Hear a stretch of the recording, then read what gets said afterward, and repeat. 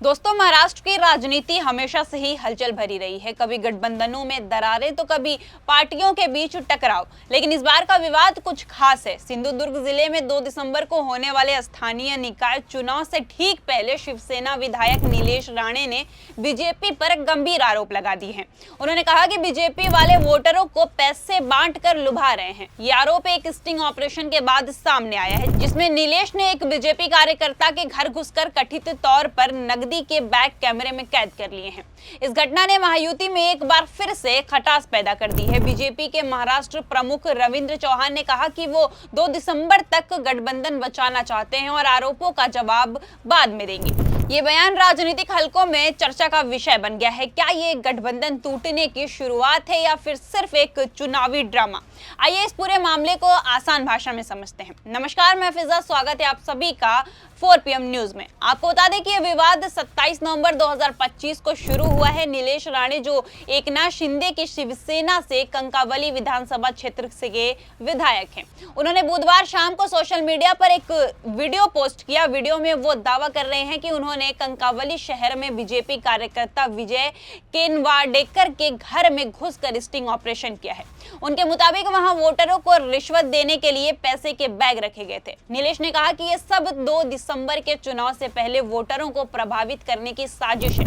आपको बता दें कि सिंधुदुर्ग जिले में कंकावली नगर परिषद और मालवन नगर पंचायत के चुनाव पहले चरण में हैं। इन चुनाव में शिवसेना और बीजेपी के उम्मीदवार आमने सामने हैं। नीलेश ने गुरुवार को स्थानीय पुलिस स्टेशन जाकर FIR दर्ज करने की मांग की है। पुलिस ने अभी तक कोई कार्यवाही नहीं की है, लेकिन जांच का भरोसा दिया है। इस मामले की खास बात यह है कि नीलेश राणे के छोटे भाई नितेश राणे बीजेपी से विधायक हैं और राज्य सरकार में मंत्री भी। नितेश कंकरवली से ही चुनाव लड़ते हैं। दोनों भाई एक ही इलाके से हैं, लेकिन अलग अलग पार्टियों में। ये पारिवारिक दुश्मनों को और भड़का रही है। नीलेश ने आरोप लगाया कि बीजेपी प्रमुख रविंद्र चौहान हाल ही में सिंधुदुर्ग आए थे और उन्होंने इस रिश्वतखोरी में मदद भी की है। आपको बता दें कि चौहान डोंबिवली से विधायक हैं और महायुति के अहम चेहरे भी। नीलेश ने कहा कि बीजेपी वाले पैसे बांटकर वोट खरीदना चाहते हैं, लेकिन हम चुप नहीं बैठेंगे और ये घटना महायुति के लिए शर्मिंदगी की बात है, क्योंकि गठबंधन नवंबर 2024 के विधानसभा चुनाव में मजबूत जीत के बाद बना था। आखिर क्या ये स्टिंग ऑपरेशन का पूरा ड्रामा क्या हुआ था वाकई? आइए जानते हैं। नीलेश राणे के वीडियो के मुताबिक वो विजय केनवाडेकर के घर पहुंचे। वहां कथित तौर पर 5-6 बैग मिले जिसमें नकदी भरी थी। नीलेश का दावा है कि ये पैसे वोटरों को बांटने के लिए थे। उन्होंने वीडियो में बैग खोले और नोट गिनने की कोशिश की, लेकिन केनवाडेकर ने कहा कि ये सब झूठ है। उन्होंने पत्रकारों से बात करते हुए बताया कि मैं रविंद्र चौहान का करीबी हूं, इसीलिए मुझे टारगेट किया जा रहा है। पैसे का सोर्स मेरा बिजनेस है। मैं पुलिस को सब बता चुका हूं। हिंदुस्तान टाइम्स की 27 नवंबर 2025 की रिपोर्ट में लिखा है कि पुलिस ने घर की तलाशी ली, लेकिन कोई अवैध नकदी साबित नहीं हुई है। आपको बता दें कि स्टिंग ऑपरेशन कानूनी रूप से विवादास्पद है। बीजेपी नेता चंद्रशेखर बावनकुले जो रेवेन्यू मंत्री हैं, उन्होंने कहा कि किसी के घर में घुसना और बेडरूम तक जाना सही नहीं है। ये प्राइवेसी का उल्लंघन है। बावनकुले ने साथ ही कहा कि अगर पैसे में गड़बड़ी साबित हुई तो सख्त कार्रवाई होगी। इलेक्शन कमीशन को भी शिकायत भेजी गई है। NDTV की 28 नवंबर 2025 की खबर के मुताबिक पुलिस ने केस दर्ज करने से पहले जांच शुरू कर दी है। लेकिन सवाल यह है कि क्या ये चुनावी स्टंट था या फिर सच्ची साजिश? राजनीतिक विश्लेषकों का कहना है कि स्थानीय चुनाव में ऐसी घटनाएं आम बात है, लेकिन गठबंधन के अंदर ये पहली बार इतना खुला हुआ है। आइए जानते हैं कि इस पूरे मुद्दे पर बीजेपी ने क्या कहा है। दोस्तों, बीजेपी तुरंत डैमेज कंट्रोल में लग गई है। महाराष्ट्र प्रमुख रविंद्र चौहान ने बुधवार रात एक बयान जारी किया। उन्होंने कहा कि मैं 2 दिसंबर तक गठबंधन बचाना चाहता हूं। आरोपों का जवाब मैं चुनाव बाद दूंगा। ये बयान ऐसा था जैसे आग पर घी डालना। चौहान ने नीलेश को विपक्ष का एजेंट तक बता दिया है। उनका कहना था कि विपक्ष हार के डर से घबरा गया है। उनके पैरों तले रेत खिसक रही है। द प्रिंट की 27 नवंबर 2025 की रिपोर्ट में लिखा है कि चौहान ने यह भी जोड़ा कि नीलेश ने बीजेपी उम्मीदवार के खिलाफ जाति प्रमाण पत्र पर फर्जी केस किया है।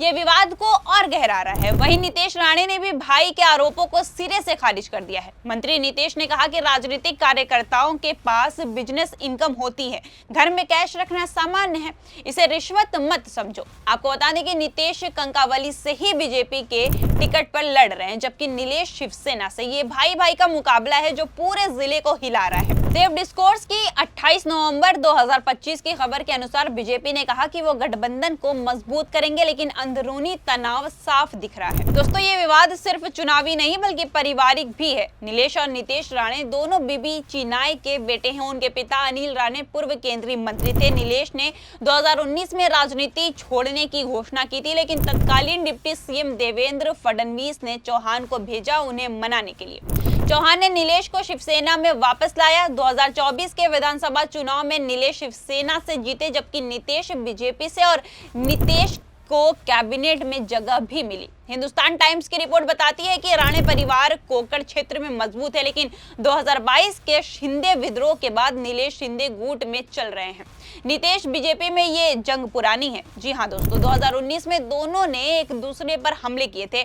अब ये स्टिंग ने आग में घी डालने का काम कर दिया है। वहीं दूसरी तरफ शिवसेना सांसद श्रीकांत शिंदे ने भी इन सब मुद्दों पर अपनी राय रखी। और आपको बता दें कि श्रीकांत शिंदे जो एकनाथ शिंदे के बेटे हैं, उन्होंने चौहान के बयान पर कहा कि मुझे नहीं पता कि उन्होंने क्या कहा, आप उनसे पूछो कि गठबंधन रखना चाहते हैं या फिर नहीं। आपको बता दें कि श्रीकांत कल्याण से सांसद हैं, जहां चौहान का डोंबिवली आता है। यह बयान गठबंधन में दरार दिखाता है। वहीं चंद्रशेखर बावनकुले ने गुरुवार को कहा कि स्टिंग ऑपरेशन में घर में घुसना गलत था, लेकिन अगर कैश गलत है तो कार्रवाई जरूर होगी। उन्होंने इलेक्शन कमीशन और पुलिस से जांच की भी मांग की है। देव डिस्कोर्स की एक और रिपोर्ट के मुताबिक सिंधुदुर्ग में केस जब्ती की गई घटनाएं हो रही हैं। विपक्षी दल जैसे कांग्रेस इसे महायुति का आंतरिक कला बता रहा है। एनसीपी चुप है, लेकिन अंदरूनी मीटिंग्स हो रही है। आपको बता दें कि पुलिस ने केमवाडेकर को पूछताछ के लिए बुलाया है। उन्होंने कहा कि पैसे प्रॉपर्टी ट्रांजैक्शन से आए थे, लेकिन नीलेश ने वीडियो में बैग दिखाए जो वायरल हो गया। सोशल मीडिया पर राणे वर्सेस राणे ट्रेंड कर रहा है। लोग कह रहे हैं कि गठबंधन का अंत नजदीक है, लेकिन अब सवाल यह है कि क्या वाकई गठबंधन पर असर होगा और भविष्य पर इसका क्या असर पड़ेगा, ये जानते हैं। दोस्तों, ये विवाद महायुति के लिए खतरे की घंटी है। जी हां दोस्तों, 2024 में गठबंधन ने 230 सीटें जीती, लेकिन स्थानीय चुनाव में सीट बंटवारे पर झगड़े हो चुके हैं। विश्लेषक कहते हैं कि अगर 2 दिसंबर को गठबंधन टूटा तो विधानसभा में भी असर पड़ेगा। इंडिया टुडे की रिपोर्ट में एक्सपर्ट ने कहा कि ये छोटा विवाद बड़ा तूफान ला सकता है। सिंधुदुर्ग जैसे इलाकों में वोटर नाराज हो सकते हैं। मतलब साफ है कि अगर जांच में कुछ साबित हुआ तो बीजेपी को चुनाव आयोग की फटकार जरूर मिलेगी। लेकिन फिलहाल चौहान का बचाव गठबंधन बयान कामयाब हो रहा है। दोनों पार्टियां मीटिंग्स कर रही हैं। आपको बता दें कि महाराष्ट्र की राजनीति में ये नया ट्विस्ट नहीं है। नीलेश का स्टिंग साहसी कदम लगता है, लेकिन कानूनी पचड़े में फंसा जा सकता है। गठबंधन 2 दिसंबर तक टिका रहेगा, लेकिन उसके बाद क्या, जनता देख रही है। उम्मीद है जांच निष्पक्ष और लोकतंत्र मजबूत बने। ये घटना हमें याद दिलाती है कि चुनावी जंग में कुछ भी हो सकता है। अब आगे क्या होता है देखने के लिए बने रहिए 4 PM के साथ। तब तक के लिए नमस्कार।